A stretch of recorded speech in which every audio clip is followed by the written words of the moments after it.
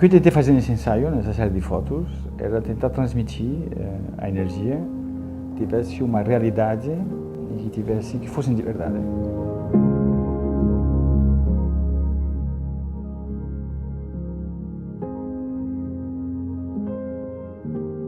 É uma mão mais apurada, é um gesto de carinho, é um fazer alguma coisa de uma maneira mais leve para o paciente. Nem sempre vamos oferecer a cura, mas no mínimo temos que diminuir o sofrimento, diminuir a dor, dar conforto, e tudo isso a gente faz com as mãos. É difícil, mas é muito prazeroso ver as vitórias. Eu amo o que eu faço, de verdade.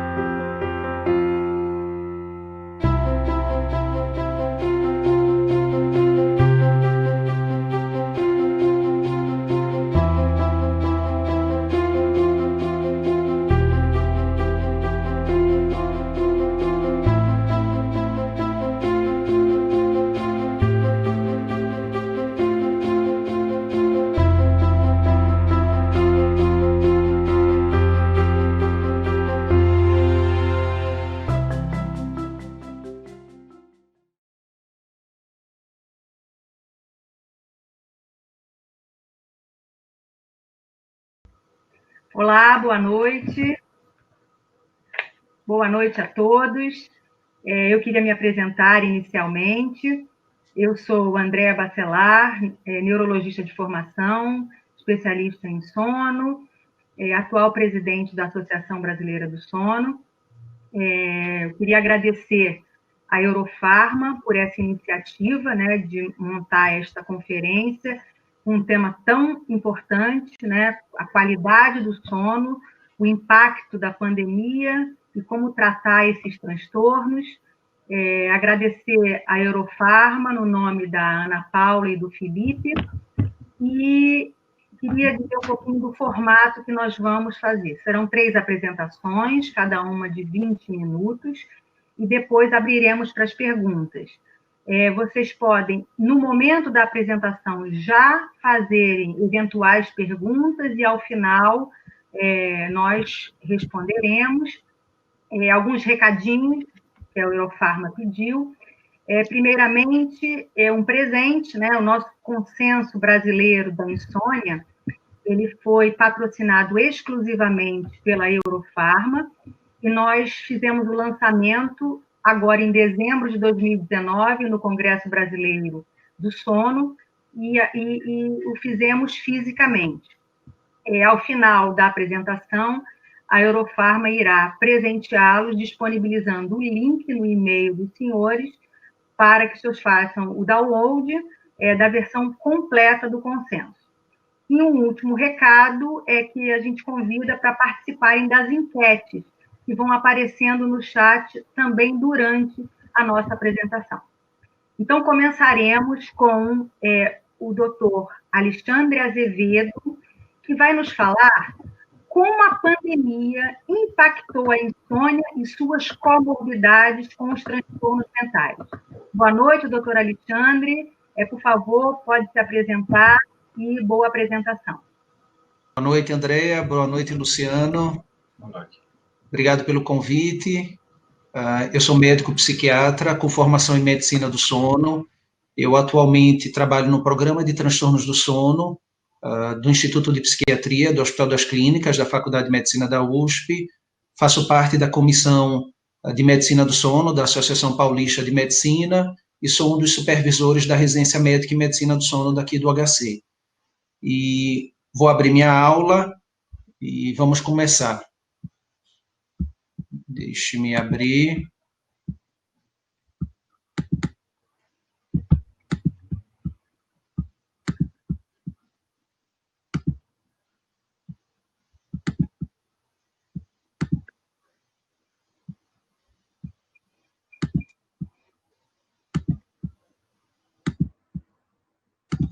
Pronto, tudo certo? Então, o convite da aula foi a gente falar de como a pandemia do Covid-19 impactou a insônia e suas comorbidades com transtornos mentais. Então, a ideia é a gente fazer primeiro um panorama de como funciona essa comorbidade com transtornos mentais, o conceito de comorbidade, a maneira como a gente pesquisa, valida e entende o que é comorbidade e trazer alguns estudos para vocês recentes, todos eles publicados nos últimos 3 meses, que já falam sobre essa relação. Primeiro aqui os meus potenciais conflitos de interesse. Eu só quero deixar claro que na minha aula eu tenho autonomia de pensamento científico, eu tenho independência de opiniões e eu tenho total liberdade de expressão sobre o que eu penso e sobre a maneira como eu acredito que deva ser conduzido o diagnóstico e tratamento da insônia. É fato que há uma relação direta entre sono e transtornos alimentares. Não há mais dúvida do ponto de vista científico dessa relação e dessa interação. Na verdade, eu diria para vocês que há uma grande relação em termos de prevalência de transtornos mentais e sono, em especial insônia, da mesma forma que de insônia com transtornos mentais. E isso torna-se muito claro quando a gente vai investigar de ambas as formas. Essa é uma publicação que eu trago para vocês de 2016, em que ela faz uma meta-análise de publicações que investigavam, através de polissonografia, pacientes portadores de transtornos mentais, para avaliar se era possível encontrar algum tipo de alteração em pacientes que estavam fazendo transtornos mentais, diagnosticados, então, na época ainda, com DSM-4, e todos os 7 importantes espectros de transtornos mentais, transtornos afetivos, transtornos de ansiedade, os transtornos de personalidade, os transtornos do desenvolvimento, os transtornos relacionados à esquizofrenia e psicoses, e todos esses transtornos de déficit de atenção, e todos os transtornos relacionados. De forma geral, o que se apresentou é que quase todos os transtornos mentais eles apresentavam prejuízo de continuidade de sono, além de alterações de arquitetura, particularmente a alteração do sono de ondas lentas, o chamado sono profundo, incluindo-se também as alterações do percentual do sono REM, o tal sono em que se sonha. E isso a prevalência era estatisticamente significativa, mostrando que, de fato, os transtornos mentais, independente do uso de psicofármacos, eles apresentam, no curso clínico do seu adoecimento, alterações do sono. É importante lembrar que, quando a gente vai avaliar os critérios diagnósticos, seja pelo manual que em psiquiatria utilizamos, que é editado pela Associação Americana de Psiquiatria, atualmente na sua 5ª versão, nomeado DSM, que é o Manual Estatístico e Diagnóstico, assim como a CID, na sua atual 10ª versão, e na 11ª versão, que já foi publicada em 2018, boa parte dos transtornos psiquiátricos apresentam, nos seus critérios diagnósticos, alteração do sono, seja insônia, seja hipersônia. Então, você pode encontrar, dentro dos seus critérios diagnósticos, a presença de alterações do sono como fazendo parte da síndrome dos transtornos mentais. É claro que alguns transtornos mentais, eles apresentam maior especificidade em relação à alteração do sono, enquanto, eventualmente, outros, eles apresentam-se apenas como sintomas acessórios. Esses são alguns dos guidelines e de diretrizes. O DSM-5 vocês podem ver aqui, o nosso consenso de insônia, de tratamento e diagnóstico, que foi publicado em dezembro do ano passado, 2019, que a doutora Andrea já falou sobre para vocês receberão um PDF com eles. Aqui o guideline europeu e o guideline da Academia Americana de Medicina do Sono, todos eles enfatizam essa relação. Para vocês terem uma ideia, a prevalência de insônia crônica na população geral é estimado de 10% a 15%.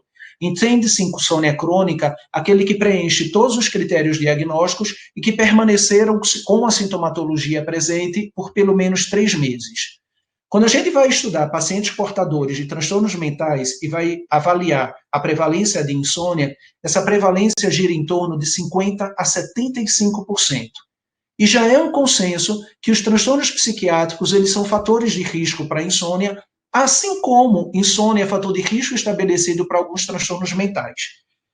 E alguns trabalhos mais recentes, dos últimos 5 anos, já deixaram claro também que para alguns transtornos mentais, em especial transtorno afetivo bipolar, depressão maior e transtorno de ansiedade, essa relação de insônia e a sintomatologia mental é uma mão de 2 vias. Então, ela é bidirecional. Vou dar um exemplo para vocês.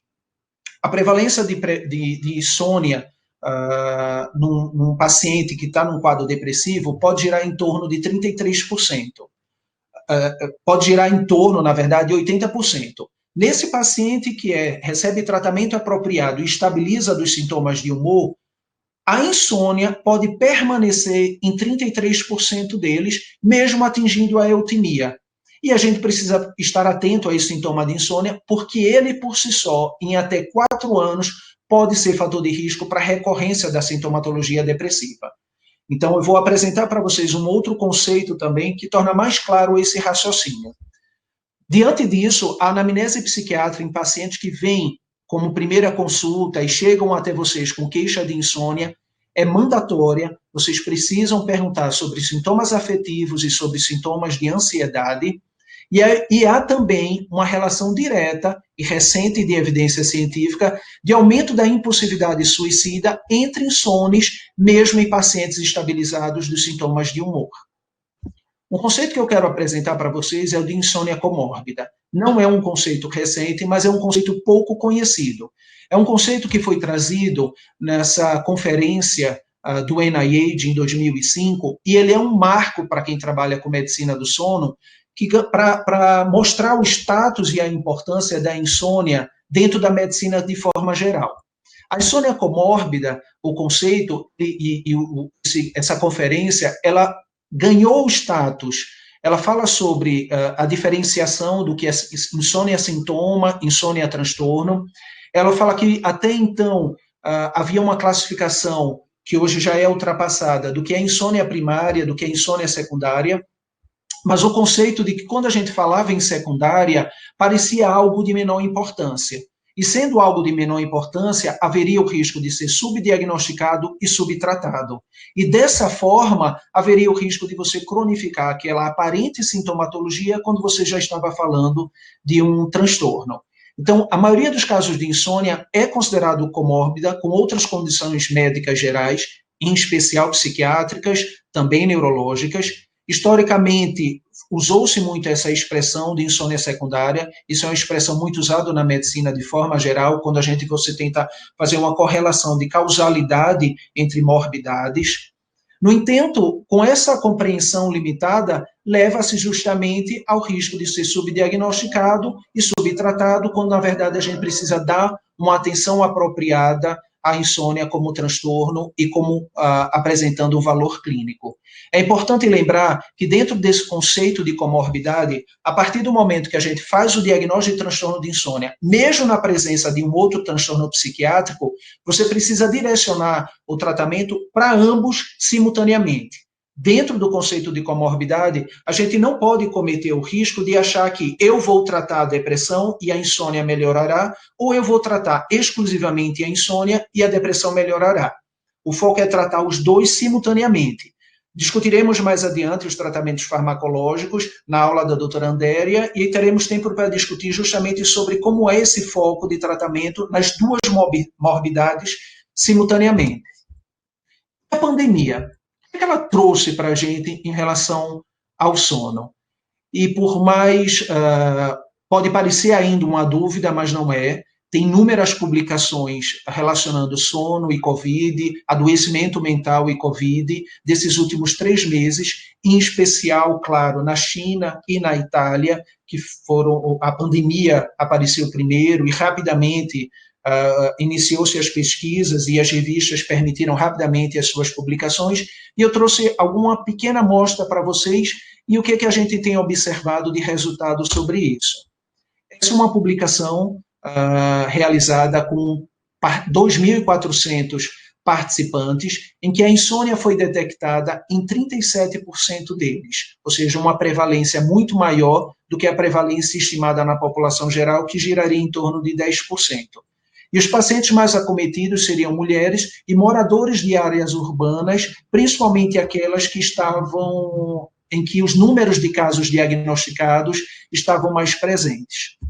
Essa investigação, um trabalho publicado que está ainda em vias de publicação, mas a gente já consegue acessá-lo, ele fala exatamente do sono e da repercussão sobre o sono em equipes de saúde envolvidos no trabalho direto com Covid-19, em especial médicos e enfermeiros. E a prevalência de insônia foi infinitamente superior, cerca de 5 vezes superior à população geral, em especial nos grandes centros que estavam, e aqui o RAM é um deles, que estavam associados aos grandes números da pandemia. Associado a isso também uma maior prevalência de sintomas ansiosos e de sintomas depressivos. Esse é um outro trabalho realizado também na China, envolvendo 3.600 participantes, em que ele avaliou a prevalência de insônia de pessoas que já apresentavam insônia e das pessoas que apresentavam insônia como uma primeira vez, e houve um aumento da prevalência tanto de casos novos como de agravamento de insônia em pacientes que já estavam em tratamento. E houve uma prevalência muito maior. Antes, a prevalência média girava em torno de 26%, e houve um acréscimo de 33% de diagnóstico de insônia, nesse momento de insônia aguda, entre a população específica dessa área, junto, em especial, à insônia de início de noite. Um resumo desses 3 trabalhos e de inúmeros outros que tem, mostram que sim, houve um aumento das taxas de casos novos de insônia e piora dos casos de insônia que já estavam em tratamento. A insônia de início de noite foi a mais prevalente e os sintomas afetivos, depressivos e ansiosos usualmente estão associados nesse caso. É importante dizer que boa parte dessas publicações deu o diagnóstico de insônia aguda. A insônia aguda é aquela em que o ponto de corte é a presença de sintomatologia por pelo menos 1 mês. Ou seja, o paciente apresentando episódios de insônia 3 vezes por semana, durante no mínimo 1 mês, ele já recebe o diagnóstico de transtorno de insônia aguda. Essa sintomatologia persistindo por pelo menos 3 meses, ele passa a receber o diagnóstico, segundo os critérios diagnósticos da Academia Americana de Medicina do Sono, como sendo portador de insônia crônica. Como a pandemia do Covid, ele repercutiu nos transtornos mentais. Bem, há um sem número de trabalhos falando sobre isso, em que de uma amostra grande, de amostras grandes, falando que o próprio risco da exposição direta do Covid-19 gerou sintomatologia depressiva e ansiosa, considerando como fator de risco, e há um outro fator de risco adicional, que é o tempo de exposição à mídia em busca de informações sobre o Covid-19, número de infectados e número de mortos e número de leitos e UTIs disponíveis. Isso adoeceu muita gente. A gente viu isso de perto aqui no Brasil. Eu continuo vendo diante dos meus pacientes, tanto que uma das orientações é: parem de ver, selecionem um momento do dia para assistirem novas informações e escolham, de fato, a fonte da sua informação para que não seja midiática e sensacionalista, porque isso repercute emocionalmente, inevitavelmente. Esse é um outro trabalho, é uma revisão sistemática que fala exatamente, ele tenta estabelecer o que será que vai acontecer com esses pacientes portadores de Covid-19, ou seja, aqueles que apresentam e apresentaram casos graves de infecção. E ele faz uma revisão sistemática comparando com o que aconteceu com outros casos de síndrome respiratória aguda, ocorrido em especial na China, e tenta ver a evolução. O que fica claro é que no pós-doença, a presença de diagnóstico de transtorno de estresse pós-traumático, depressão e transtornos de ansiedade ganhou uma relevância em termos de maior prevalência. Esse também é um trabalho investiga médicos, clínicos que trabalham especificamente em serviços de pronto atendimento, e isso numa população da Itália, e foi avaliado que agudamente 30% daqueles pacientes daqueles participantes, né, os médicos, passaram a apresentar sintomas depressivos moderados a graves e também relato de sentimento de desamparo, mais ansiedade, insônia e também um relato pessoal de piora de qualidade de vida.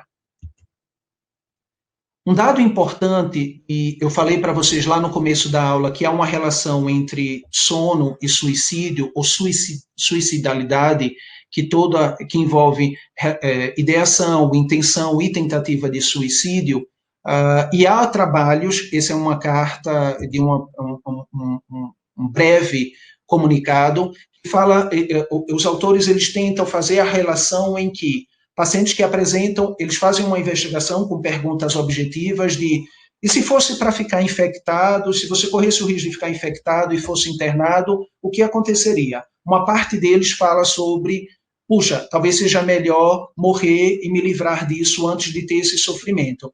E aí ele tenta fazer uma correlação que, considerando o medo de ser infectado pelo Covid, considerando a insônia, que de fato é prevalente, talvez o risco de suicidalidade entre essa população, que é o que a gente está vivendo agora na pandemia, pode ser ainda maior do que se imagina. Só que tem um outro dado. Não somente o medo do Covid, de se infectar e de todos os cuidados que são necessários relacionados a isso, há o isolamento social necessário. E, de certa forma, o isolamento social necessário também impacta por si só no sono e na saúde mental de todos nós. Quando diz respeito ao sono, os achados mais importantes são as mudanças de rotina. Então, as incertezas relacionadas à empregabilidade, as incertezas relacionadas aos ganhos financeiros, as mudanças de rotina em que os pais precisam virar professores e cuidar dos filhos e cuidar da comida, porque eventualmente não tem mais uma funcionária, e fazer a faxina e continuarem trabalhando, e, inevitavelmente, mudança de rotina no que diz respeito a sono-vigília. Boa parte dos pacientes que têm insônia inicial, que estão desenvolvendo insônia de início de noite, tem relação com as mudanças de rotina, e isso tem impactado muito e virado uma bola de neve, ao ponto de a gente estar atendendo vários pacientes que não apresentavam insônia e começaram a apresentar insônia porque não conseguiram retornar ao seu ritmo de sono prévio, diante justamente dessas mudanças de rotina a qual foram obrigados a se submeterem. Sem falar nisso, e não somente em relação aos transtornos mentais, mas tem uma característica importante que esse trabalho ele fala exatamente sobre isso, é uma publicação agora de maio de 2020, que ele fala do quanto esses sintomas depressivos, a insônia, a negação da situação, a raiva e o medo podem influenciar no nosso comportamento. E a partir daí, influenciar nas diretrizes e estratégias econômicas, nas tomadas de decisões por parte das chefias políticas, nas organizações de saúde e, por consequência, enfraquecer as estratégias de proteção e controle do Covid e aumentar o risco de morbimortalidade. Inevitavelmente, a gente tem visto isso nos grandes centros. As pessoas não aguentam por muito tempo, não aguentaram permanecerem no seu isolamento, no seu confinamento, e começam a burlar algumas regras, e a partir daí a gente tem essas ondas, porque as pessoas passam a enfraquecer a proteção e o isolamento social necessário, que é um dos principais fatores de evitação e de proliferação do Covid-19. Fim, para finalizar, e é uma forma de introduzir um pouco o raciocínio que a doutora Andréa nos apresentará do tratamento farmacológico, eu quero apresentar para vocês também o raciocínio de fenótipos de insônia, que são as diferentes apresentações clínicas de insônia. A gente pode diferenciá-los quanto ao curso, quanto ao momento do sono em que ocorre e quanto ao tempo total de sono. Quanto ao curso, ele pode ser aguda, recorrente e crônica. Aguda, eu já expliquei, crônica também, recorrente é quando pelo menos 2 episódios de insônia voltam a acontecer em pelo menos um período de 1 ano. Quanto ao momento do sono em que ele acontece, se é insônia de início de noite, se é insônia de meio de noite ou se é despertar precoce, é interessante entender que entre 20% e 30% dos pacientes de insônia têm um misto dessas insônias, eventualmente algumas noites com insônia de início de noite, eventualmente intermediária ou de manutenção, eventualmente ambos associados. Então, os pacientes eles podem apresentar diversos fenótipos, e também quanto ao tempo total de sono, tempo de sono curto, que é estabelecido com um sono inferior a 6 horas, e tempo de sono normal, que é o paciente que, apesar de ter insônia e redução do seu tempo de sono, ele não muda muito em relação ao tempo de sono que antes ele tinha e disponibilizava para o repouso. Baseado nesses fenótipos, a gente pode começar a raciocinar numa farmacoterapia, ou seja, o que a gente vai considerar na escolha do medicamento? A apresentação dos medicamentos, a doutora Andréa se encarregará de apresentar. Mas a gente pode usar o raciocínio de, puxa, se é insônia aguda, eu posso escolher determinada classe de medicamento, em especial os agonistas seletivos do receptor GABA. Se for insônia crônica, eu posso fazer outras escolhas, antidepressivos, agonistas do receptor da melatonina, MT1, MT2. Se for insônia de início de noite, eu posso escolher medicamentos de tempo de meia-vida curta. Se for de manutenção e despertar precoce, medicamentos de tempo de meia-vida longa. O ideal e o interessante é que temos medicamentos que podem ser usados, a gente pode escolher alguns fármacos que podem ser usados tanto na insônia aguda quanto na insônia crônica e que tem tempo de meia-vida intermediária ou meia-vida mais longa e, portanto, eles podem ser facilmente escolhidos. Os tempos de meia-vida curta, a gente tem alguns agonistas seletivos do receptor GABA-A, a gente tem o agonista seletivo do receptor da melatonina. Tempo de meia-vida mais longa, a gente também tem alguns agonistas seletivos do receptor GABA-A e antidepressivos de ação sedativa. Agonistas seletivos do receptor GABA-A, só para não ficar muito, para quem não é da medicina do sono, a gente fala daquelas drogas que são chamadas drogas Z, porque elas têm a letra Z no nome e vocês serão apresentados mais adiante. E a gente também pode utilizar os antidepressivos de ação sedativa.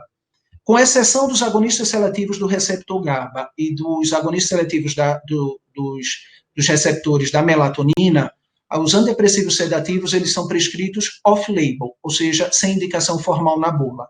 As outras duas classes, eles têm indicação formal para serem utilizados pela Anvisa, para serem utilizados na insônia. Minhas considerações finais, que eu passei um pouquinho, não há dúvidas sobre o impacto da pandemia do Covid-19 na saúde mental, não há dúvidas sobre o impacto na prevalência de insônia, no aumento da prevalência de insônia. A abordagem precoce para prevenir a cronicidade do transtorno de insônia é mandatório. Medidas de higiene de sono, conjuntamente, são mandatórias também. O uso da farmacoterapia deverá ser considerada diante do diagnóstico formal de transtorno de insônia e não somente de sintomatologia. E a escolha do fármaco ideal deverá ser direcionada por evidência científica e respeitando os fenótipos de apresentação da insônia. Obrigado. Pronto, Andréa, voltei. Obrigada, Alexandre, pela brilhante apresentação. Você já me ajudou muito na minha apresentação. E agora eu queria convidar o doutor Luciano Drager para nos falar sobre a associação de sono de má qualidade ou má quantidade e os riscos cardiometabólicos. O doutor Luciano pode se apresentar e eu volto somente a referir que vocês podem já fazendo perguntas durante a apresentação e ao final a gente vai abordá-las, tá bom? Boa aula, doutor Luciano.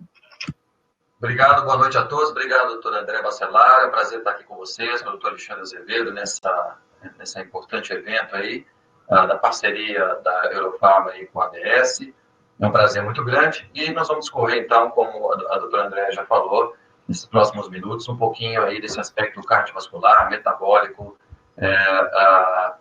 obviamente das consequências da má qualidade do sono, insônia, etc. Nós vamos discorrer sobre isso.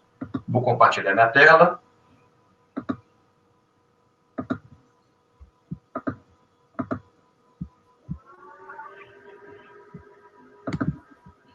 Bom, então, esse é o meu tema, como eu mencionei, eu vou discorrer um pouco sobre isso, na mesma linha que o Alexandre sacou. Oi, pois não?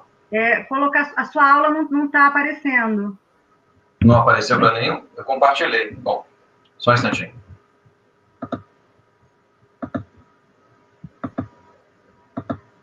Eu tinha compartilhado, por algum motivo não foi. Vou compartilhar novamente. Vamos lá.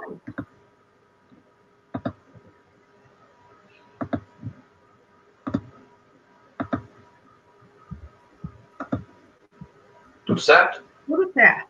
Maravilha. Então, da mesma maneira que o doutor Alexandre colocou, eu tenho meus conflitos de interesse, mas da mesma maneira, com independência e seguindo rigidamente as evidências científicas, para, obviamente, prestar uma informação a mais precisa possível aí dentro do contexto. Bom, quando nós falamos de má qualidade do sono, vejo que é um termo muito genérico, que, obviamente, já abarca, como já foi colocado, sugerido, uma grande quantidade de condições clínicas. Mas estima-se, essa é uma revisão sistemática, que, vejam, 1/3 a quase 2/3 dos adultos, isso varia muito entre os estudos, locais, etc., pode apresentar aí uma má qualidade do sono. E esse é muito interessante, essa análise publicada no BMJ Open, em 2017, numa análise de quase 2.500 adultos na Inglaterra, o que eles observaram que essa má qualidade do sono, obviamente, como nós sabemos aqui quantificado, ela vai piorando com o passar da idade. Então, aqui em vermelho são as pessoas com a boa qualidade do sono, e vejo que à medida que, então, vamos envelhecendo, a probabilidade de mantermos essa qualidade do sono, ela vai significativamente diminuindo, em paralelo aí com o aumento de uma importante prejuízo na qualidade do sono de forma geral. E há uma relação clara, o doutor Alexandre já colocou isso muito bem, em condições comórbidas, aqui mencionando uma escala de ansiedade, seja indivíduos mais jovens, seja indivíduos mais idosos, na correlação aí com a piora da qualidade do sono, muitas vezes associado com quadros de ansiedade, naquele contexto de uma visão aí integrada. Quando nós já colocamos, então, ainda no contexto geral, má qualidade do sono, e especificamente tocando no foco principal dessa apresentação, como é que ela está em relação a repercussões cardiovasculares e metabólicas? Então, aqui eu trago apenas para citar, porque nós vamos caminhar e vou mostrar um pouco mais olhar de lupa no que nós chamamos de má qualidade do sono. Então, existem aí sugestões por essa medida subjetiva, muitas vezes avaliando por questionários padrões, o impacto da má qualidade do sono em doença cardiovascular e metabólica, em mortalidade, em risco de diabetes e mesmo na questão do descontrole da pressão arterial e no descontrole do descenso noturno da pressão arterial quando avaliamos pela máquina. Mas, olha, vejam que quando nós chamamos, então, má qualidade do sono, obviamente, um termo genérico, como eu já falei, com fortes influências de estilo de vida, ambiente, genética, e, obviamente, tudo aqui que vocês estão vendo, seja as demandas do dia a dia, o estresse do trabalho, ansiedade, depressão, estilo de vida que, obviamente, permite aí, o incremento, uma epidemia de sobrepeso e obesidade, sem dúvida nenhuma, predisposição genética, e como já muito bem colocado pelo doutor Alexandre, um impacto atual do isolamento social. Levando, em última análise, quando nós falamos então de distúrbios de sono, alteração de ritmo circadiano, estímulos visuais excessivos, como estão vendo, privação de sono, e obviamente, muitas vezes associada aí com a apneia do sono. Então, e todas essas condições, como eu vou mostrar, têm um potencial impacto cardiovascular e metabólico. Eu não vou focar muito aqui na apneia obstrutiva, porque é um campo enorme, o foco aqui vai ser mais a questão da qualidade, quantidade e insônia, mas vejam vocês a estimativa global da apneia do sono, quando essa estimativa é feita a partir de dados epidemiológicos de alguns países, aqui está o Brasil representado com dados do EPSOno. Então, nessa publicação do Lancet Respiratory Medicine, há uma estimativa, baseada por análise de matemática, de proximidade de características das diferentes populações, de que 1 bilhão de pessoas possui algum grau de apneia, sendo que metade possui a chamada apneia moderada a importante. No que diz respeito à insônia, vejam também como a prevalência ela é alta. Um pouco menos aí que a apneia obstrutiva do sono, mas extremamente relevante também. Aqui algumas representações de alguns países. Veja o Brasil aqui representado pelo estudo do EPSOno, que mostrou, então, uma prevalência de insônia, que eu estou falando da insônia crônica, e vejam a duração média de insônia em muitos desses pacientes sem um tratamento adequado, 12 anos aí de diagnóstico, e isso, obviamente, não sendo abordado de uma forma integral. Estima-se que, na média, 7 a 19% aí da população mundial tem aí algum distúrbio do sono. E a privação do sono. O doutor Alexandre chamou muito bem que nós temos insônia com tempo de sono curto e nós temos o paciente com insônia com tempo de sono normal. né? Não necessariamente uma coisa caminha na mesma direção. Nós temos diferentes, entre aspas, fenótipos, mas veja esse dado do CDC americano, o mapa americano, como todos nós estamos vendo, e a porcentagem de pessoas que aqui chamado, nesse conceito deles, como curta duração de sono menor que 7 horas. Então, vejam, prevalências variando de 24% até quase metade da população, né?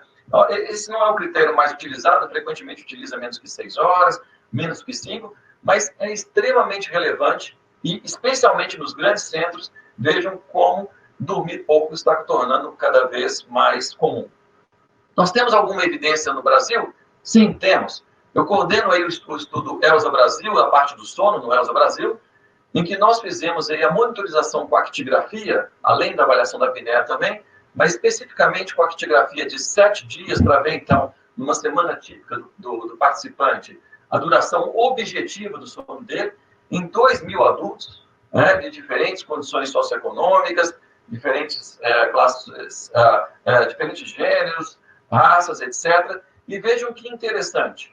Diferente de uma análise subjetiva, o que nós observamos? Aqui em azul a população total, em verde sem apneia e em vermelho com apneia. A maior parte, 40% dessa distribuição da coorte ELSA Brasil, avaliada aqui em São Paulo, ela está dormindo objetivamente em torno de 6 a 7 horas. Vejam que interessante. E quando nós falamos, então, de pessoas dormindo entre 5 e 6 e menos do que 5 horas, vejam, prevalências realmente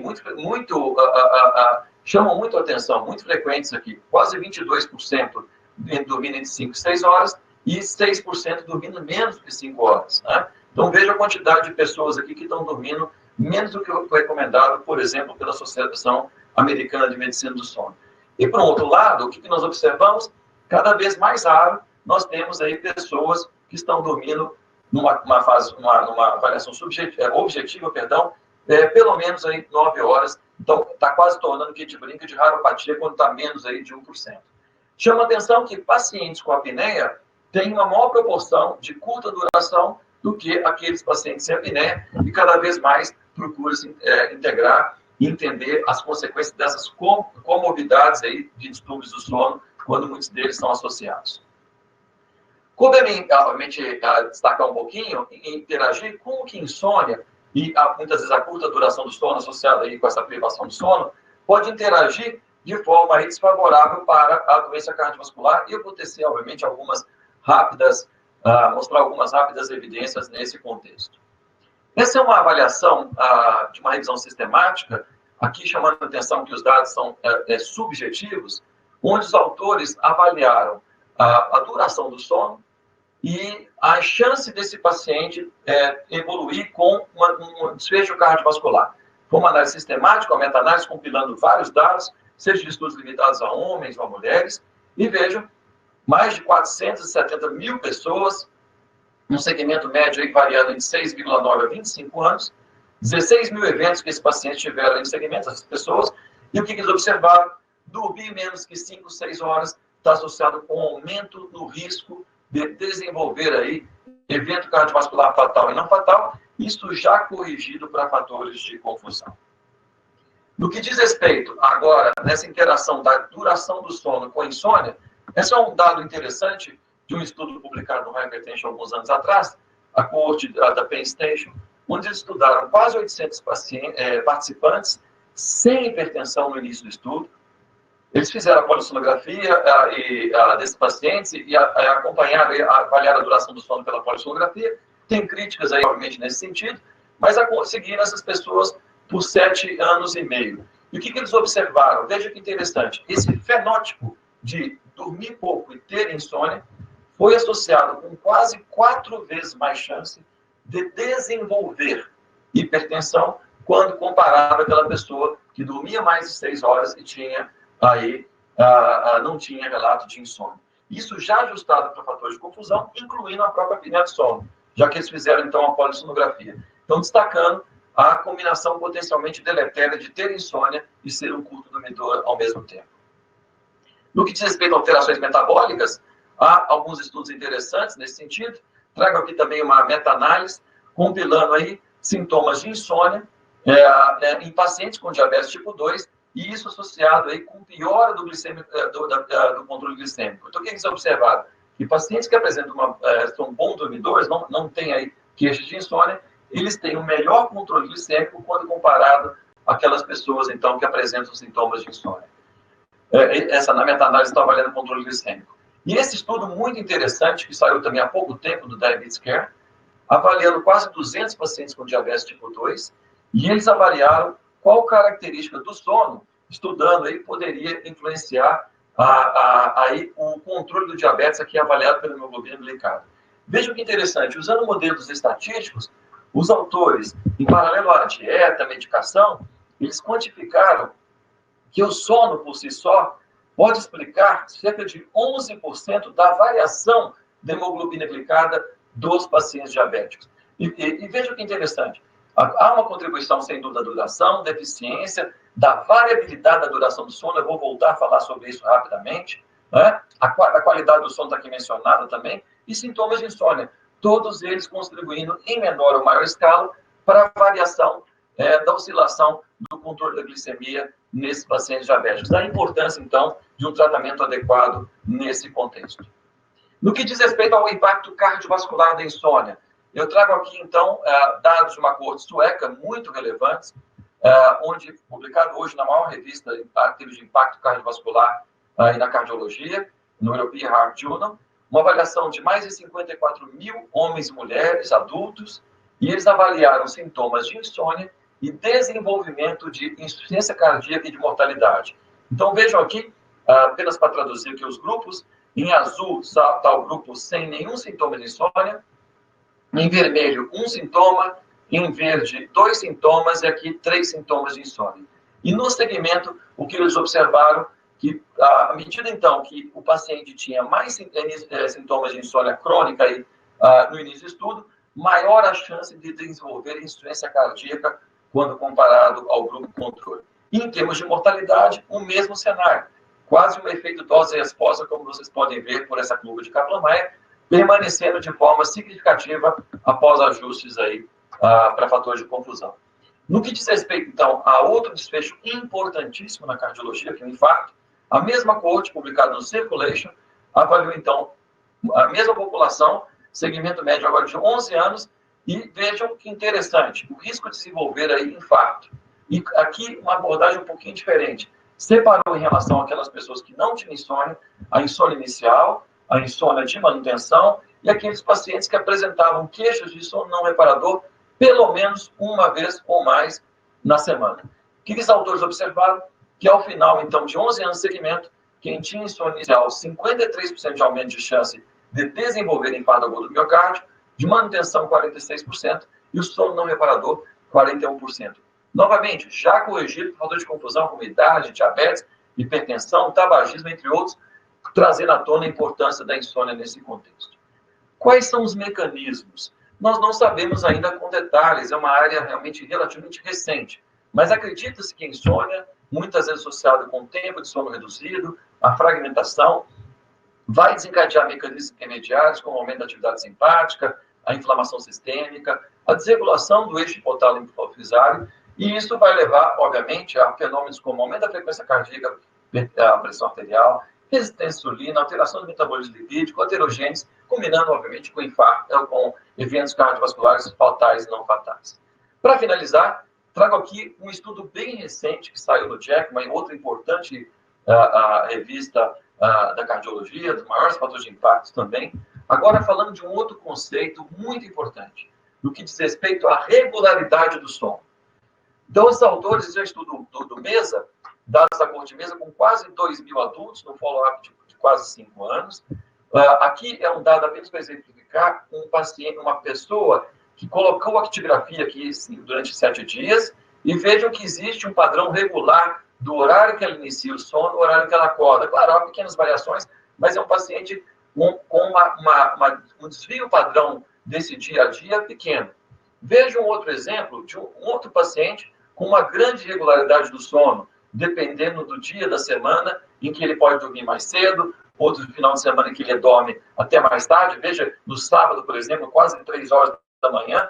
Então, há uma grande variabilidade. O que os autores observaram no segmento de forma muito interessante? Então, comparado àqueles pacientes que tinham pouca variabilidade da duração do sono ou uma pouca variabilidade do início do sono, à medida, então, que aumentava essa variabilidade, eu tinha um aumento de risco de doença cardiovascular, de eventos fatais e não fatais, a ponto que isso aumenta para quase 2 vezes maior a chance quando essa irregularidade é maior, por exemplo, maior que 2 horas na duração de sono e maior do que 90 minutos na variação do início do sono. Isso foi, obviamente, muito relevante e, novamente, já corrigido por fator de confusão.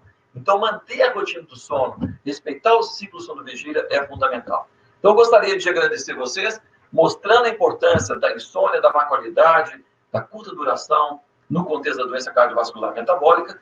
E, pegando o gancho aí do Dr. Alexandre, eu gostaria de divulgar aí para você que a ABS, a DMS, algumas pessoas talvez já tenham preenchido, está fazendo uma pesquisa simples, subjetiva, avaliando o sono de profissionais da saúde durante a pandemia. O Dr. Alexandre mostrou alguns dados interessantes.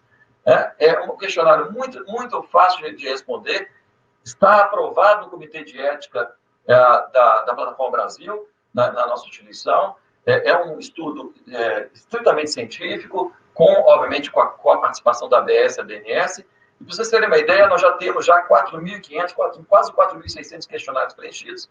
A nossa meta é chegar a 5.000, e nós vamos, obviamente, aí tentar disponibilizar para vocês esse link para que quem não preencheu, preencha o mais rápido possível para estar contribuindo com a gente, independente se você está ou não com sintomas de insônia. Queremos um cenário, obviamente, real de todos nesse contexto. Então, eu gostaria de agradecer a presença de vocês, a atenção, e estamos aí à disposição para dúvidas e perguntas aí nesse sentido. Muito obrigado.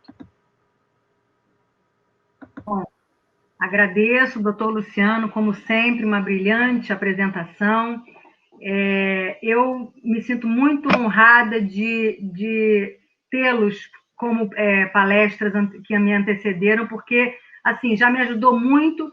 Em muitos slides a gente vai ter sobreposição, mas isso aí só enriquece, só mostra que estamos estudando e estamos atualizados.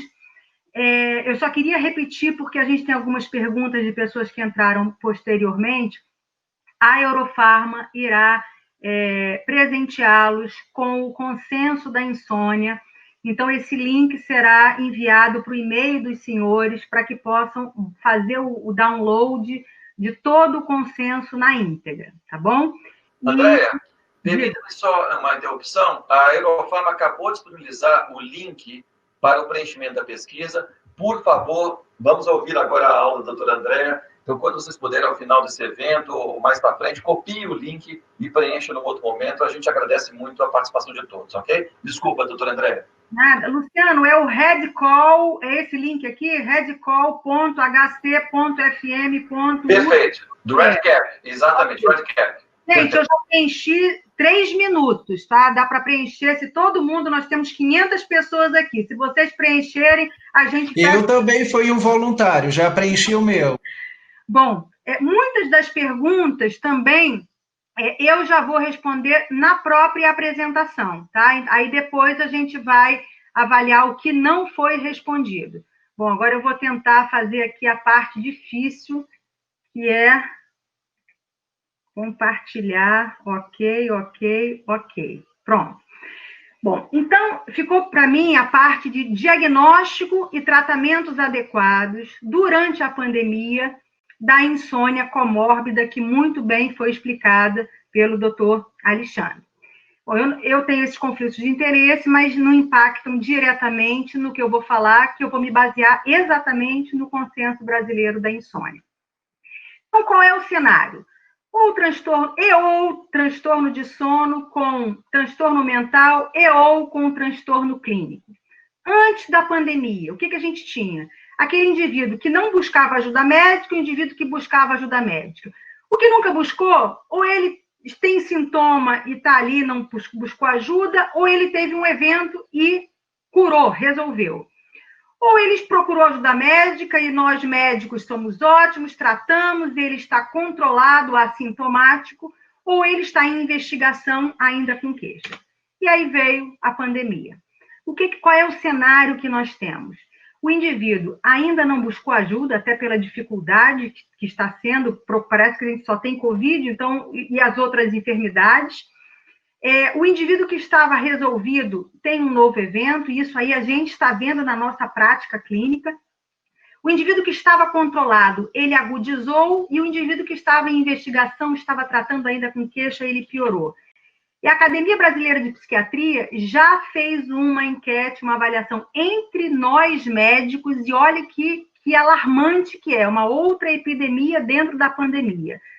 Indivíduos que não tinham, nunca buscaram ajuda, 67% está indo buscar médico. Indivíduos que estavam com evento resolvido, 69% um novo evento. E quase 90% agravaram os seus sintomas. Então, a gente está diante de um problema extremamente sério e que, qual é a finalidade da gente difundir essa informação? É que agora a insônia não deve ser tratada apenas pelo especialista. Então, qualquer especialidade médica precisa saber fazer a abordagem, fazer o diagnóstico e tratar adequadamente, porque a demanda é tão imensa que não dá para ser especialista para tratar insônia. É lógico que tem casos mais graves, aqueles casos que aí precisa de pessoas que trabalham somente com isso. Bom, esses são os consensos que existem. Existe um antes de 2000, aí o segundo consenso foi em 2009, o terceiro consenso foi em 2013, e este consenso físico, e que vocês terão acesso por PDF, foi lançado agora em dezembro de 2019. Nós nos baseamos, foram 24 especialistas do Brasil inteiro, muitos deles podem estar nos assistindo agora, né? Então foi feito a muitas mãos. Nós nos baseamos em guidelines do Colégio Americano de Psiquiatria, da Academia Americana de Medicina do Sono, da Sociedade Europeia de Sono. Esses guidelines aconteceram em 2017 e 2018, e nós nos reunimos e, obviamente, tem a opinião do especialista brasileiro com as medicações que existem no Brasil para que a gente tenha um consenso que a gente possa efetivamente adotar. Então, a primeira questão é que não dá para a gente sair de uma queixa única para um tratamento. Certamente nós iremos errar se a nossa consulta ou for no finalzinho da consulta, e aí o sono, então está aqui esse remedinho. A gente vai errar porque a gente tem inúmeras nuances, quantas comorbidades a gente já escutou aqui nessa aula, nas aulas que me antecederam. Então, a gente precisa fazer diagnóstico diferencial para que o nosso tratamento seja eficaz e assertivo. Bom, o doutor Alexandre já antecipou, então nós vamos só relembrar como que a insônia se apresenta para nós. Então, pode ser pelo horário da noite que ela acontece. Então, eu deito e demoro mais de 30 minutos, insônia inicial. Eu deito, durmo e acordo e fico 30 minutos acordado, insônia de manutenção. As duas coisas. Ou então eu durmo a noite inteira e acordo precocemente. Também podemos ver o fenótipo na própria classificação do transtorno da insônia, em que a gente começou a falar a mesma língua, o DSM-5 e a classificação internacional, a partir de 2014, com a mesma classificação da insônia. E aí a gente tem o conceito agora, um fenótipo de cronicidade. Transtorno da insônia é um transtorno crônico, é um transtorno que muitas vezes o tratamento também é crônico. Então, a gente precisa passar isso para o nosso paciente, que não é fácil e não é rápido e não é, muitas vezes, curativo. A gente vai precisar de um acompanhamento. Uma outra questão é quanto ao tempo total de sono, esse grupo do Vygonzas, que definiu 2 fenótipos com um marco de 6 horas. Quer dizer, dormir menos do que 6 horas, ou seja, o insônia que não dorme e o insônia que dorme. Então, existe isso? Existe a percepção inadequada do sono. Isso aí é um divisor de águas no tratamento. Quer dizer, a abordagem terapêutica vai ser totalmente diferente se a gente tiver essa diferenciação do nosso paciente. E o mais trabalhoso, a comorbidade.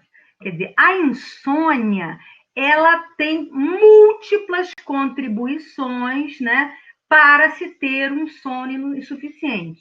Então, aqui, né, o doutor Alexandre falou bastante dos transtornos psiquiátricos, o doutor Luciano falou bastante dos transtornos cardiometabólicos. Eu queria destacar a noctúria, que é muito frequente. Eu queria destacar os transtornos neurológicos na nossa população que está envelhecendo.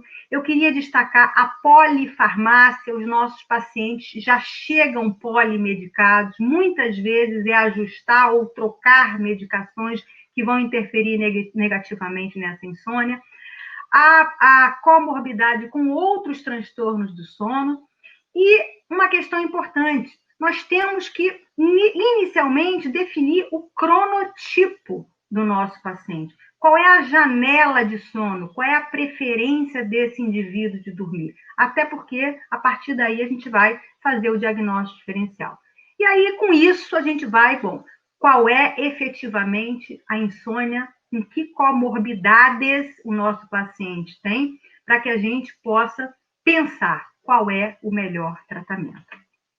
E aí, temperando tudo isso, todas essas comorbidades, a gente tem mais um fator perpetuador, que é a insônia, diante dessa situação atípica que todos nós estamos vivendo. A gente está dando essa aula aqui, poderíamos estar num anfiteatro, né? Depois a gente se confraternizar, e nada disso vai acontecer.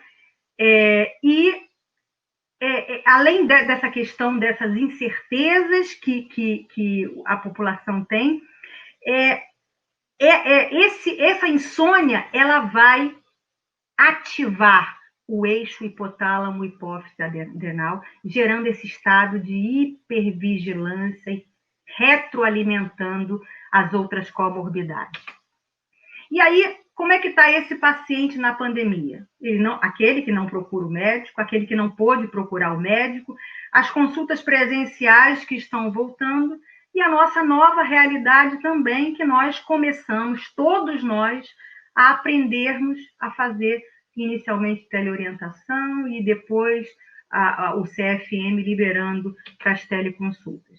Então, isso é uma nova realidade que a gente vai fazer a história, a anamnese com o nosso paciente através dessa via eletrônica que acho que veio para ficar e que todas as especialidades médicas precisarão abordar esse tema, como está o seu sono, e a partir daí desenrolar na anamnese, porque muitas das vezes é a partir, ou somente aí, a gente já pode ter diagnóstico. Existem algumas ferramentas para o diagnóstico. Uma delas também, a Eurofarma disponibilizou, eu não sei se eles ainda têm essa ferramenta, que é o diário de sono. Nós, especialistas, utilizamos muito. É uma página com 7 dias. A frente é para completar a noite, depois do dia, para a gente saber se ele cochilou, se ele tomou quantos cafés, se ele ingeriu bebida alcoólica. E atrás, para ele, depois da noite, preencher durante a manhã, quando ele acordar, a hora que ele deitou, a hora que ele acordou, a hora que ele dormiu, que ele acha que dormiu, a hora que ele acha que acordou, se ele despertou de madrugada, enfim, para a gente ter um cenário mais objetivo de como ele percebe esse sono. Isso é bastante importante. A partir daí a gente define causa, gravidade, se a higiene está inadequada, se ele tem algum transtorno de ritmo, e também auxilia depois do tratamento se ele melhorou. Existe uma escala, né, que é o índice de gravidade da insônia, muito utilizado. Muitas publicações hoje usam apenas essa escala, que são essas 7 avaliações, de 0 nenhuma até 4 extrema, e a partir daí a gente define se a insônia está leve, moderada ou grave.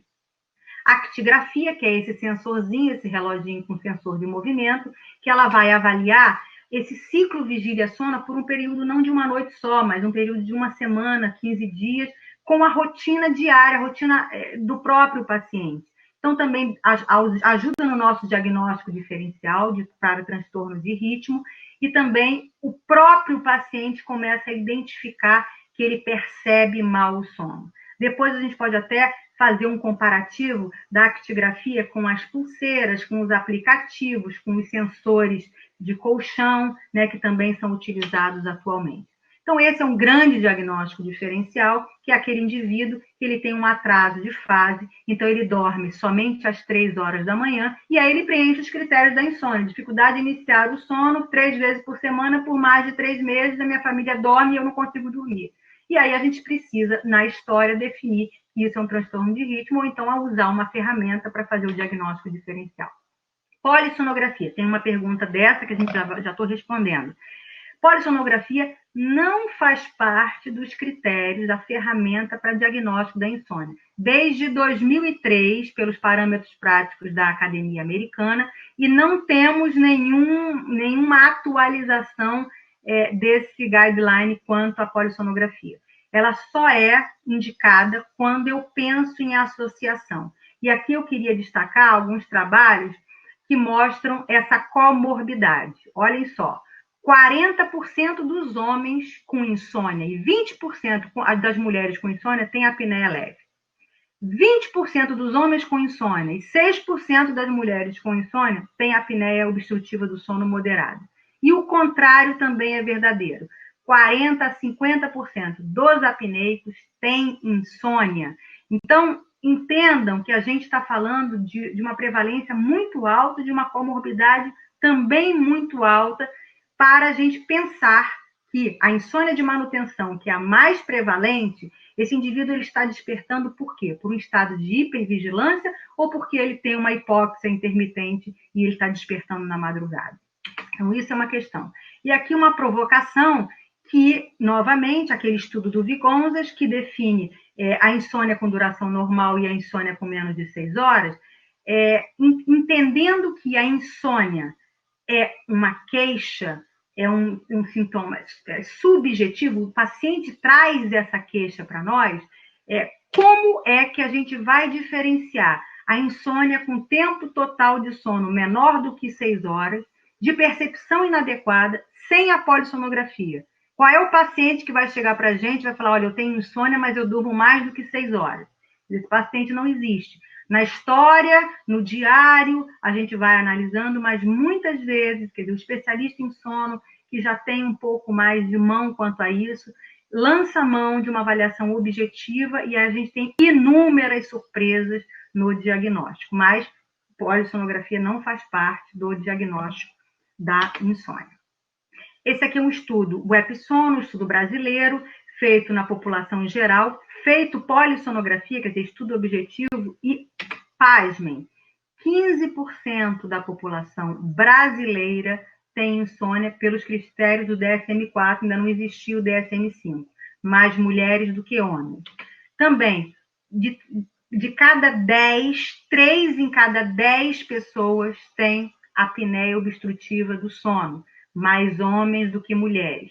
Então, imaginem isto agora, frente à pandemia, né? O doutor Alexandre mostrou inúmeras estatísticas, a chance de duplicarmos, triplicarmos a prevalência da insônia e da obesidade também, porque as pessoas estão em casa e estão ganhando peso.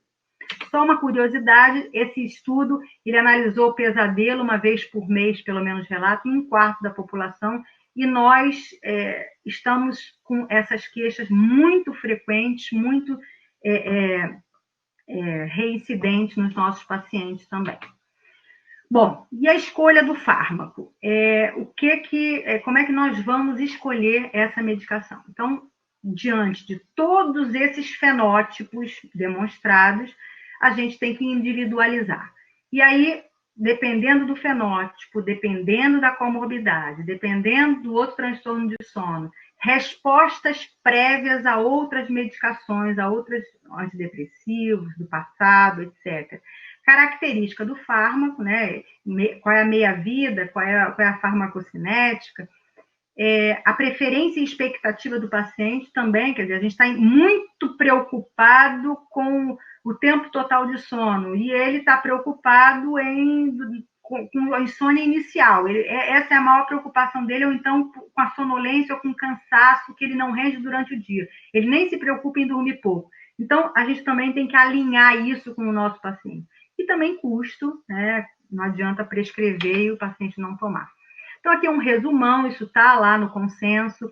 Aqui eu agradeço quem fez esse capítulo do farmacológico, fui eu, o Álvaro, a Lúcia e a Márcia. Então, nós juntos é que fizemos esse capítulo. A gente dividiu por categoria, então a gente tem os agonistas seletivos de receptor benzodiazepínico, né, o zolpidem nas suas apresentações, a zolpiclona e mais recentemente a exolpiclona, com 2 e 3 miligramas. Não vou ficar falando de dosagem, meia-vida, efeito no sono, efeitos colaterais, isso aí vai estar lá no livro, quando vocês tiverem dúvida é só consultar.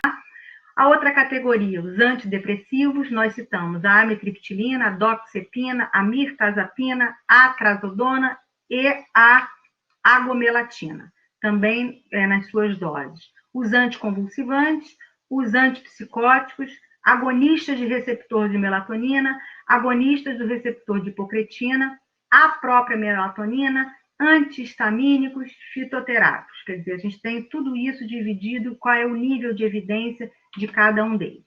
Então, rapidinho, falando de cada categoria. Então, os agonistas seletivos são o zolpidem, a zolpiclona e a exolpiclona. Eles são recomendados para o tratamento farmacológico nos pacientes com insônia inicial ou de manutenção. Reduzem a latência do sono sem reduzirem o sono REM. A diferença do receptor é que o zolpidem só age no receptor alfa-1 GABA, com propriedade hipnótica e amnésica, e a exolpiclona vai agir no receptor alfa-1 e alfa-2, também com propriedade ansiolítica. Antidepressivos sedativos. A doxepina é o único antidepressivo aprovado pelo FDA, sendo recomendada também aqui no Brasil para insônia de manutenção. A gente não tem ela comercializada, industrializada, mas muitas vezes a gente manipula essa medicação. No nosso consenso está off-label, porém sendo opcional, a mirtazapina, a trazodona e a amitriptilina como tratamento da insônia de manutenção e, logicamente, em outras doses para insônia comórbida. Nos guidelines, ela não foi definida como... não foi recomendada por falta de evidência de eficácia. E aí o que nós, especialistas, definimos é que falta de evidência de eficácia é diferença de evidência de falta de eficácia. Quer dizer, não ter estudo suficiente para demonstrar que não tem eficácia não significa dizer que não possa ser utilizado. Então, por isso, a gente colocou como opcional, até porque muitos de nós tratamos com doses baixas. Aqui, por exemplo, está especificando a trazodona como antidepressivo de 150 a 600, a doxepina como antidepressivo de 150 a 300, e eles como ação na insônia de manutenção, 1 a 6 miligramas da doxepina, 25, 50 miligramas da trazodona, agindo nesses receptores que os senhores já sabem. Melatonina. Melatonina é um hormônio produzido pela pineal, regulado pelo nosso relógio biológico, que é o núcleo supraquiasmático, de efeito noturno, que tem uma relação direta com a retina, então com o claro e o escuro, inibindo a produção da melatonina se a gente está no claro. O que a gente tem da melatonina? Ela não é recomendada, não existe evidência no momento que definam a melatonina como tratamento da insônia. Ela tem uma ação facilitadora no sono e influencia muito, e é indicada muito para distúrbio de ritmo circadiano. Agora, objetivamente, na população de idosos e crianças com espectro autista, ela tem um efeito hipnótico na indução do sono, com dose baixa e feita próximo à hora de dormir, diferente de quando a gente usa para transtorno de ritmo, que a gente usa até 3 horas antes do horário de dormir. Agonista melatoninérgica, a ralmeoteona, nós temos no Brasil, ela é recomendada para tratamento de insônia inicial. Ela, além de promover efeito na indução do sono, ela também atua na regulação ciclo-vigília-sono. O antagonista dual de receptor de hipocretina, que é o suvorexanto, nós não temos no Brasil, ele não é comercializado, e ele bloqueia exatamente o peptídeo de maior alerta que nós temos receptor por todo o corpo, que são os receptores de hipocretina. Ele é recomendado para insônia de manutenção, mas nós não temos no Brasil. Antipsicóticos sedativos, também tem uma pergunta sobre isso. Ele não é recomendado para o transtorno da insônia puro. Quetiapina e olanzapina podem ser utilizados no manejo da insônia, sim, comórbida. Com quem? Pacientes com transtornos psiquiátricos, alguns pacientes, principalmente com síndrome demencial associada, com confusão mental, aquele estado confusional, sim, pode ser usado em doses baixas, né, pelo efeito sedativo nesses receptores e tomando muito cuidado com os efeitos colaterais dessas medicações. Os antiepiléticos não são recomendados para o tratamento da insônia, do transtorno da insônia. Entretanto, a gente sabe que a pregabalina e a gabapentina, eles têm um efeito sedativo e ansiolítico, também são usados na psiquiatria em doses elevadas para transtornos ansiosos, e existe a associação para a utilização com síndrome das pernas inquietas, movimentos periódicos dos membros, polineuropatia, síndrome dolorosas, e se a gente tiver uma comorbidade com alguma alteração no transtorno da insônia, aí sim seria a indicação, essa classe de medicações. Bom, a gente tem aqui o National Health, eu sempre esqueço, Nutritional Survey, que é esse avaliação da prescrição no mundo.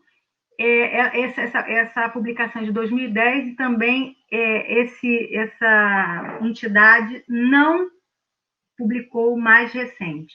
E a gente tem a prevalência dessas medicações. Eles fizeram um estudo com mais de 32 mil pessoas acima de 20 anos e 3% da população, em 2010, 2020, isso deve estar pior ainda, tomam alguma medicação para insônia. E aí, as classes mais prescritas são as drogas Z, trazodona, benzo, quetiapina e doxepina. 55% usam uma ou mais medicações sedativas, 10% usam 3 ou mais medicações sedativas e 19% disseram que tomam qualquer medicação para sono. E aí, o que a gente tem aqui também da Anvisa? Olhem isto. Benzodiazepínicos e zolpidem. Número de caixas vendidas por ano. Então, vejam aqui, em 2015, 76 milhões de caixas foram vendidas. 2018, 56 milhões de caixas vendidas. O que a gente estudando essa tabela, a gente nota que não houve grande mudança, né? O lorazepam diminuiu-se a prescrição, graças a Deus. O clonazepam diminuiu e achamos que houve uma migração da prescrição do clonazepam para o zolpidem, que saiu de 1 milhão em 2011 para 11 milhões em 2018. Então, também temos que tomar muito cuidado, porque apesar de ter muito menos dependência que um benzo que usa ali todas as 5 subunidades gabaérgicas, o zolpidem também pode gerar dependência, principalmente em pacientes que têm uma associação comórbida com transtornos psiquiátricos. E dependendo do grau da insônia, se eu fizer uma medicação hipnótica, mesmo seletiva, de curta ação, esse indivíduo vai se automedicar e escalonar a dose durante a noite. Então, benzo, eu não preciso falar que eles não são recomendados. Nos guidelines de fora, eles reportam o triazolam e o temazepam, que nós não temos no Brasil. Esses estão como indicados também para tratamento do transtorno da insônia. Bom, para finalizar, não menos importante, aliás, tratamento preconizado inicialmente, porque a gente sabe que a insônia ela é um transtorno de 24 horas, e se a gente não faz uma psicoeducação, se a gente não muda o comportamento, se a gente não ressitua esse paciente, não adianta somente tomar remédio. Essa é a fase difícil, porque esse indivíduo tem que mudar hábito, E isso a gente faz através da terapia cognitivo-comportamental para insônia, a gente faz através dos mindfulness, a gente faz através da terapia de aceitação. Essas são as que já têm mais evidência científica. Isso aqui é um algoritmo, né, para a gente finalizar. Então, o paciente com diagnóstico do transtorno de insônia, se ele tem algum prejuízo clínico, ou se ele tem um padrão de sono que não está sincronizado com o seu ritmo circadiano, o que a gente tem que fazer é psicoeducação. Se isso não acontece, se isso acontece, a gente tem que observar se ele utiliza alguma droga, alguma outra medicação, e tomar conta disso, e talvez mudar. Se ele tiver alguma associação dessa comórbida, a gente vai ter que tratar a comorbidade e a insônia, ou se for um transtorno da insônia puro, a gente vai pensar na terapia cognitivo-comportamental e nessas medicações. Então, para vocês recordarem, a alta prevalência da insônia é um transtorno heterogêneo, deve ser individualizado. A terapia cognitivo-comportamental sempre deve fazer parte do tratamento. O tratamento da condição comórbida auxilia o tratamento da outra. Quanto às medicações, essas são as recomendadas. Então, agonista seletivo de receptor benzodiazepínico é recomendado para insônia inicial de manutenção, a doxepina para insônia de manutenção, opcional, mirtazapina, trazodona e amitriptilina, agonista melatoninérgico é recomendado para insônia inicial, melatonina é recomendado para os idosos e para espectro autista e para transtorno de ritmo. E pode ser manipulado, que a gente tem uma liminar no Brasil que aceita a manipulação ainda. Os agonistas hipocretinérgicos são recomendados para insônia de manutenção, mas não são disponibilizados no Brasil. Os antipsicóticos e os antiepiléticos não são recomendados, os antihistamínicos não são recomendados, fitoterápicos, idem, e os benzodiazepínicos que nós temos no Brasil também. Então, é assim que a gente quer que o nosso paciente esteja. Desculpe que eu passei aqui quase 9 minutos, tá bom? Um abraço, obrigada. Agora nós vamos para as perguntas, né, gente? Doutor Luciano. Doutor Luciano está aí? Sim, estou aqui, acompanhando aqui esse sucesso desse evento aí. Parabéns, viu? Então, vamos às perguntas. Olha, nós temos algumas perguntas assim bastante importantes. Tem uma pergunta para o doutor Luciano quanto ao seu estudo, doutor. Eu estava vendo aqui, que entraram inúmeras novas perguntas aqui, mas queriam saber sobre o seu estudo, se você dividiu quanto à idade dos pacientes. Não está... Luciano, o seu áudio está desligado. Obrigado, desculpe. Estão me ouvindo? Perfeito. Obrigado pela pergunta. Na verdade, a pesquisa é nossa. Eu acho que é uma pesquisa que não tem só o caráter científico, mas de retratar o que está acontecendo nessa pandemia, até para instalar medidas preventivas. Nós não analisamos o dado ainda. Nós temos lá a idade, vamos avaliar por categoria de profissional, mas, sem dúvida nenhuma, tentando correlacionar o eventual achado de uma piora com sintomas de ansiedade, burnout. Várias correlações vão ser feitas, mas, sem dúvida, é um dado que a gente quer realmente priorizar. Obrigado. Alexandre, deixa eu fazer uma pergunta aqui para você. Eles estão perguntando muito, né, dessa associação, que eu até falei, com os aplicativos, com as pulseiras. Eu queria também saber a opinião dos colegas.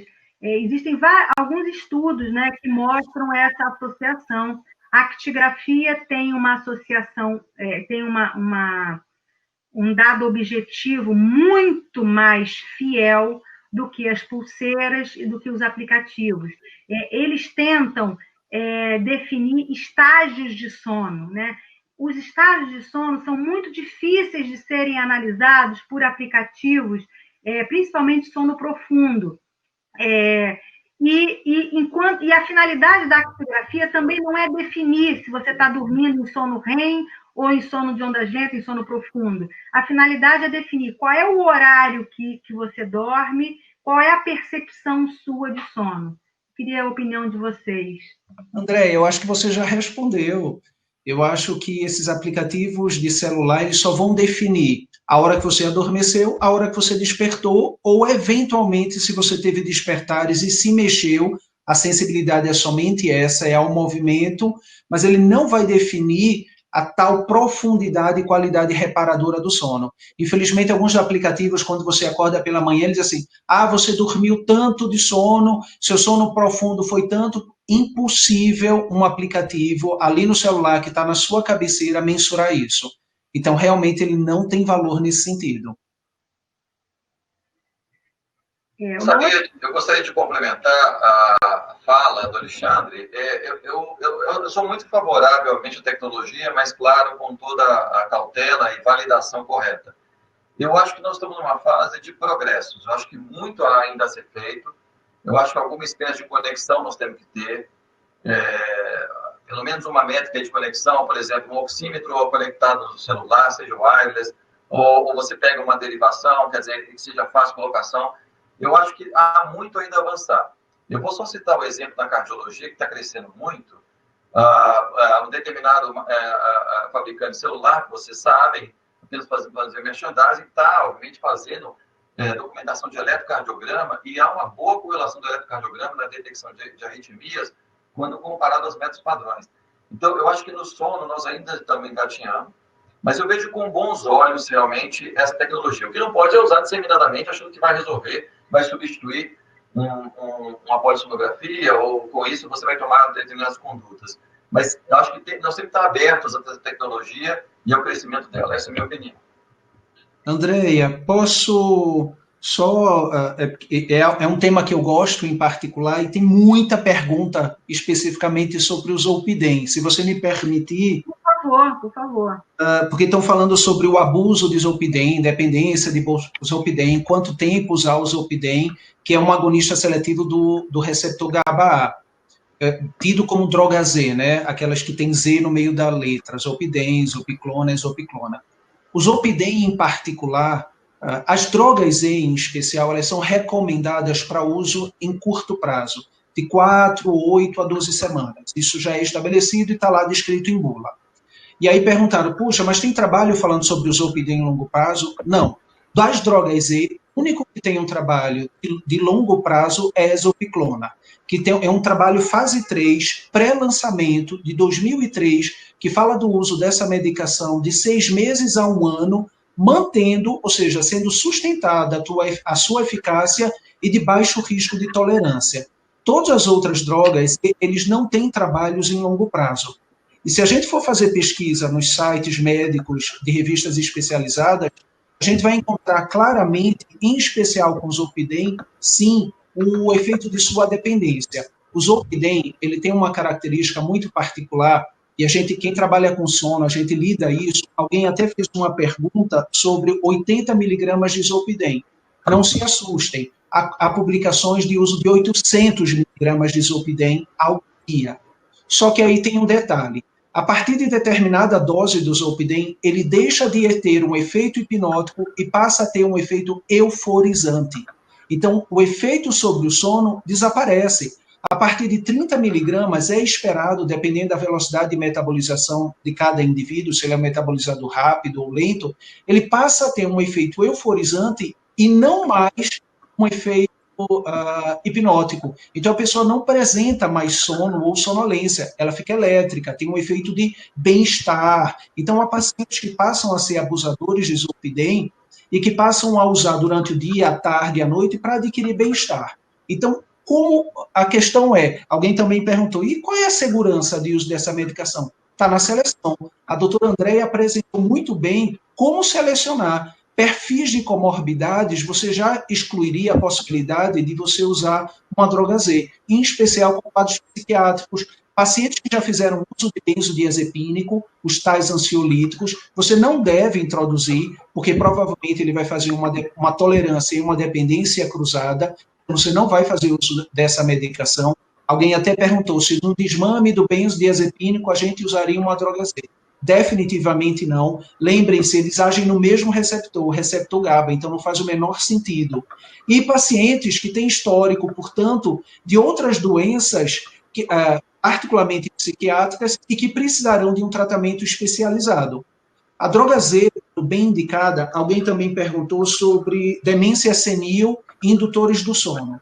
Se essa pessoa estava especificamente falando sobre uma droga Z, não tem evidência científica. O que a gente já tem evidência científica clara é de uso de benzodiazepínico e demência, em especial, inclusive, demência de Alzheimer. Mas na relação de droga Z e demências, não tem nenhuma publicação.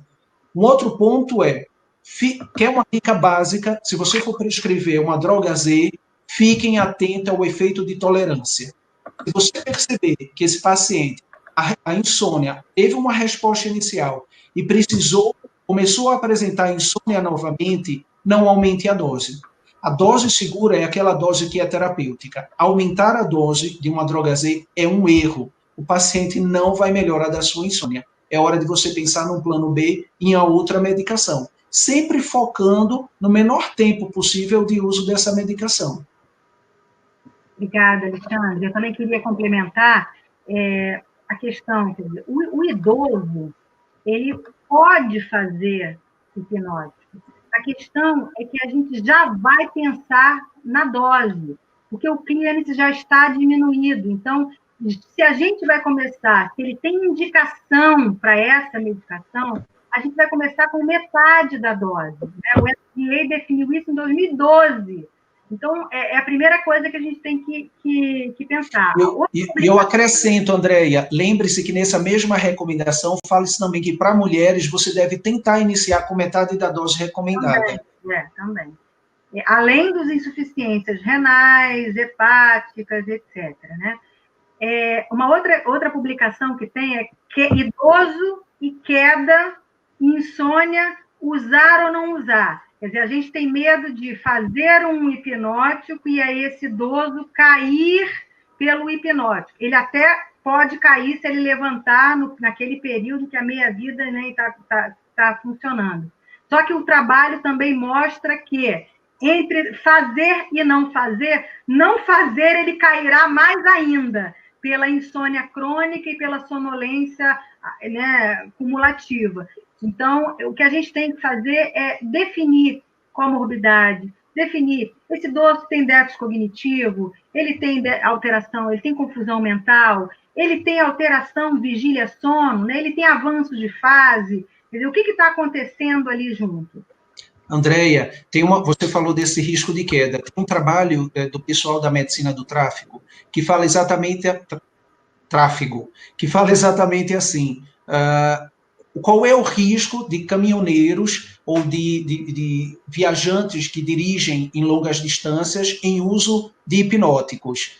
E eles dizem que o risco de acidente é maior em quem tem insônia e não se trata, bem maior em quem tem insônia e não se trata, do que tem insônia e está tratado com um hipnótico do espectro do agonista do receptor GABA. Então, a ideia é sempre tratar. Se você está tratando de maneira adequada, escolheu a medicação adequada, você está beneficiando esse paciente de forma geral. Elizabeth, eu queria pedir perdão que eu não aprofundei no tratamento não farmacológico. A questão é que a gente tem 20 minutos e eu tinha que abordar todo aquele tema, mas é o padrão ouro, é a primeira opção. No Brasil, a gente tem uma carência muito grande de profissionais para fazerem a TCCI. A ABS tem um setor de psicologia, a gente está agora saindo do forno, curso para treinar, né, psicólogos, para que a gente possa, nesse Brasil gigante, poder oferecer para os nossos pacientes, porque muitos de nós fazemos isso no consultório, no nosso dia a dia, né, porque a gente não consegue encaminhar.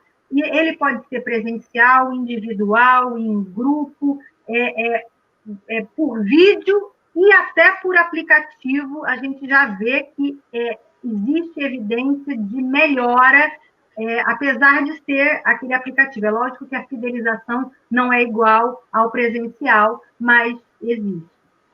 Luciana, perguntaram aqui como é exatamente que a apneia atrapalha a qualidade do sono. Olha, apneia do sono por si só, pelos eventos respiratórios aí, parciais ou completos, né, a famosa hipopnese, vai fragmentar o sono, motivando ele pela hipóxia intermitente, ativando aí quimiorreceptores centrais e periféricos.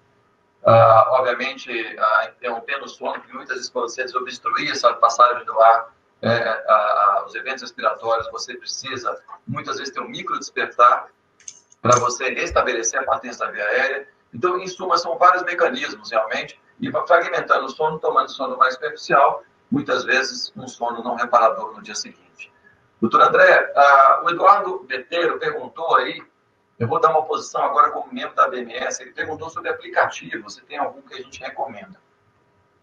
Eu acho que, enquanto entidade, sim, a gente não tem como indicar ainda nenhum aplicativo para checar a qualidade do sono, etc., até porque o doutor Eduardo falou, muitos deles carecem. A minha sugestão para você, para cada um dos aplicativos, procure ver validação, publicação que validou esse cenário. Ainda nós temos muito pouco. Então, acho que a gente não pode, né, André, sair recomendando algum, porque ainda falta ainda muita validação nesse sentido. Acho que é uma questão importante. A gente tem uma pergunta aqui sobre Zolpidem e Zolpiclone, que podem ajudar na fibromialgia. Alguém quer falar? Eu quero. Não tem evidência. Há uma relação direta, isso é fato, isso está no nosso primeiro consenso, essa foi meu capítulo no consenso de 2013, inclusive, da relação de insônia e fibromialgia. Há uma relação direta de dor crônica, de forma geral, e insônia, e é bidirecional essa relação, mas quando você quer focar no tratamento, você tem que usar, da fibromialgia, você dá preferência pelo uso das medicações que podem ser usadas nas duas morbidades. Então, a preferência, de fato, ela recairia sobre os antidepressivos tricíclicos como escolha, para tratar essa insônia e a comorbidade com fibromialgia. No Brasil, usa-se ainda muito Rivotril. Eduardo, usa-se, né? Você viu ali, que bom que já diminuiu, né? De 35 milhões de caixas para 18 milhões, mas a gente ainda usa muito. Andréia, alguém também, pegando esse gancho, alguém também perguntou exatamente isso, né, que as drogas Z entraram para substituir os benzodiazepínicos, mas elas também causam dependência. Isso é um mito. As drogas Z definitivamente não entraram para substituir os benzodiazepínicos. Os benzodiazepínicos, eles têm, em psiquiatria em especial, e algumas outras especialidades, otorrinolaringologista, alguns otorrinolaringo também tem indicação de uso de benzo, neurologia também tem algum uso de benzo, mas os benzodiazepínicos, eles têm um papel especial dentro da farmacoterapia como ansiolíticos. Eles não existe aqui no Brasil uma indicação on-label de qualquer benzodiazepínico para tratar insônia. Então, eles não estão indicados para tratar insônia. As drogas Z, elas entraram como as primeiras drogas com indicação on-label pela Anvisa para tratamento da insônia. E isso foi um avanço muito grande no início dos anos 2000, porque mostrou o quão importante é a insônia como um transtorno independente de qualquer outro. Então, veio junto com aquela ideia de não existe mais primário e secundário, é um transtorno relevante, e aí começaram a surgir as indicações no início dos anos 2000, em on-label de medicações, e as drogas que apareceram foram as drogas Z. É importante dizer que o Zolpidem, ele veio nos anos do início de 2000, junto com a Zopiclona. A Exopiclona, ela foi lançada no ano passado, mas ela já está nos Estados Unidos, liberada pelo FDA desde 2004. Então, é uma droga muito bem conhecida. Todas elas são muito bem conhecidas e estudadas. Maravilha. Gente, eu vou fazer essa última pergunta aqui do Felipe, que é a relação ronco, transtorno de sono e sonolência excessiva diurna. Para o Luciano, para ele, a gente falou um pouco sobre essa questão, que é uma questão muito prevalente, então eu acho que vale a pena a gente também abordar, e a gente já estourou o nosso horário. Não, sendo bem breve, obrigado. É uma coisa muito curiosa, né, Alexandre e André, essa questão de ronco, obviamente, como um dos marcadores aí da apneia, né, lembrar que nem todo roncador tem apneia, nós temos ali o chamado ronco primário. tem a síndrome de resistência. Mas, enfim, a pessoa normalmente que ronca alto, que está incomodando outras pessoas, deve chamar atenção para a possibilidade de apneia. E, uma vez feito o diagnóstico, isso é uma coisa que a gente vê muito na prática, né, Alexandre e André? Muitas vezes não há uma correlação clara entre a gravidade da apneia, isso a gente fala muito, né, e o grau de sintomas, destacando aqui a sonolência. Eu tenho pacientes com consultório, tenho certeza que vocês têm também, com apneias extremamente graves e no dia a dia muito bem, obrigado. E pacientes com apneia leve, pouca de saturação, com muito sonolento. Aí você fala, bom, então não é relação. Aí você trata essa apneia leve e some essa sonolência, né? Então, é claro que, não estou dizendo que não existe nenhuma relação. Muitas vezes, um paciente com apneia grave não tem sonolência, enquanto o outro tem. O que nós sabemos, isso é um dado muito interessante, que a presença de sonolência no paciente apneico pode ser um marcador de mau prognóstico cardiovascular. Tem algumas evidências nesse sentido. Então, para uma mesma gravidade, eu tenho um paciente apneico sonolento e outro não sonolento, tem estudos aí observacionais, segmento, mostrando que o sonolento, por algum fator, não sabe se por maior liberação de citocina, se é um paciente mais inflamado, ele, obviamente, tem aí mais evento cardiovascular associado. Não sei se vocês querem completar, mas basicamente é isso, até para não extrapolar. Eu só queria dizer que a insônia é um transtorno crônico. Então, a gente tem que pensar desta maneira, a gente tem que passar e dividir com o nosso paciente que a gente está tratando um problema sério, um problema grave, um problema difícil e que a gente precisa da ajuda até por conta das mudanças de hábito, que ele não pode abusar nem fugir da nossa prescrição para que a gente não tenha outros problemas lá na frente, de abuso, etc. E muitas vezes a gente vai tratar cronicamente, né? A gente tem aquele paciente que vai tomar zolpidem, zolpiclona, por anos, tem paciente que toma 10 anos, e na mesma dose, e as needed, quer dizer, aquele efeito quando necessário, ele tem dificuldade ali no eixo, né, da ascendente ali, de regulação de vigília, e é isso, ele precisa dessa medicação. Agora, a questão é o escalonamento, é o abuso, é a não associação, é tratar a insônia e não tratar a comorbidade. Então, eu queria que a gente tivesse conseguido passar essa informação para vocês. Eu queria agradecer muito, Alexandre, muito Obrigado. O convite, parabenizar a Eurofarma pela iniciativa. Nós ainda temos 260 pessoas depois de quase 2 horas falando aqui, então eu acho que isso aí é muito bom, né? Significa dizer que a gente está passando aí informação, conhecimento, e que essa pandemia, que esse momento terrível que a gente está vivendo, terrível por um lado, mas a gente repensou muita coisa, né? Nós teremos novos normais nas nossas rotinas, para os nossos pacientes.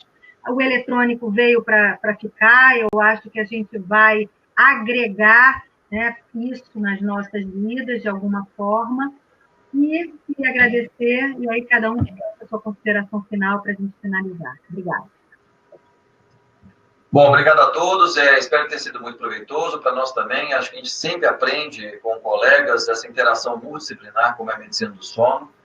E agradecer ao Eurofarma pelo convite, a ABS, por esse importante evento, sem dúvida nenhuma de muito sucesso. E desejar a todos aí a cautela ainda nessa pandemia e vamos cuidar muito bem aí do sono dos nossos pacientes cada vez mais. Muito obrigado. André, Luciano, obrigado, foi um prazer estar aqui. E só lembrar, sugerir para quem, imagino que uma parte de quem está nos assistindo não faz medicina do sono, então sempre, objetivamente, perguntem sobre o sono dos seus pacientes. Isso vai fazer diferença no manejo de estabilidade de qualquer doença que você esteja tratando. Boa noite. Essa aula vai ficar gravada, tá? Eu acho que a Eurofarma também vai poder disponibilizar para você, tá? Beijo, tchau, obrigada. Tchau, boa noite. Tchau.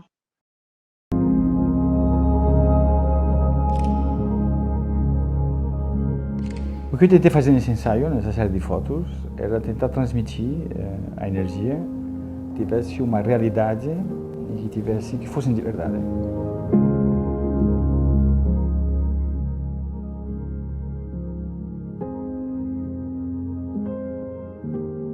É uma mão mais apurada, é um gesto de carinho, é um fazer alguma coisa de uma maneira mais leve para o paciente.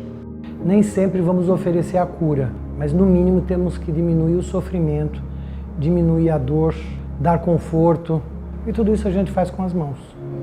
É difícil, mas é muito prazeroso ver as vitórias. Eu amo o que eu faço, de verdade.